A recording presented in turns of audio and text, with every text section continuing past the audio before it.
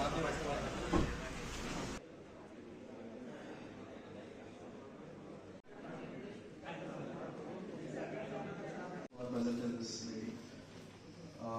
also extend my heart.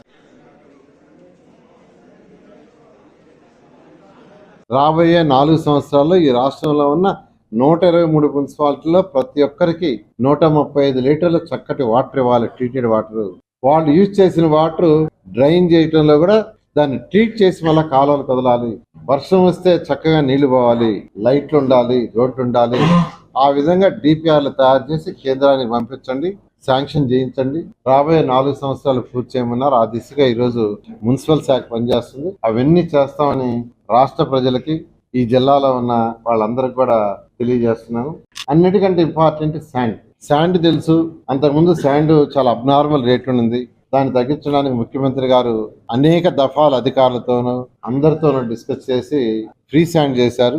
అయినా కొన్ని ప్లేసుల్లో, మన యొక్క కాకినాడ లాంటి ప్లేసుల్లో, ఎందుకంటే కాకినాడకి పక్కనే రివర్ లేదు, మనకు రాజమండ్రి నుంచి రావాలా.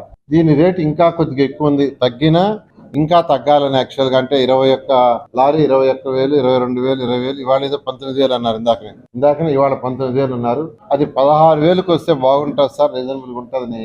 ఏది ఏమైనా గత ప్రభుత్వం, వైసీపీ ప్రభుత్వం పరిపాలన చేయటం రాక ఒక యుగోతో, పరిపాలన అంటే కాన్స్టిట్యూషన్ మనకు ఉంది, రాజ్యాంగం ఉంది. అక్కడ రాజ్యాంగం ప్రకారం స్టేట్ గవర్నమెంట్స్, స్టేట్ అసెంబ్లీ నడుచుకోవాలా. వాళ్ళు చేసిన శాసనాలని ఇక్కడ శాసనాలు చేస్తాం.